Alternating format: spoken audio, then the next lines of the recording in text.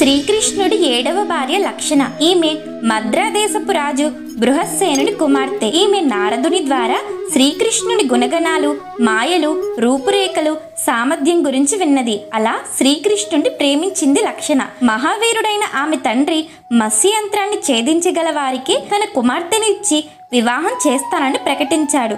ఎంతో మంది రాజులు మత్స్యయంత్రాన్ని ఛేదించడానికి వచ్చారు, కానీ విఫలమయ్యారు. ఇదే స్వయంవరానికి కృష్ణుడు, అర్జునుడు, దుర్యోధనుడు, జరాసంధుడు వస్తారు. కృష్ణుడిని లక్షణ ప్రేమిస్తుందన్న విషయం అర్జునుడికి తెలిసింది. అందుకే అర్జునుడు విల్లుతో లక్ష్యాన్ని ఛేదించడంలో కావాలనే విఫలమవుతాడు. ఇక దుర్యోధనుడు, జరాసంధులు కూడా ఆ పరీక్షలో విఫలమవుతారు. కానీ కృష్ణుడు బాణాన్ని సంధించి లక్ష్యాన్ని ఛేదిస్తాడు. దీంతో ఆయన స్వయంవరంలో లక్షణను వివాహం చేసుకుంటాడు. వీరికి ప్రఘోష, గాత్రవన్, సింహ, బల, ప్రబల, మహాశక్తి, సాహ,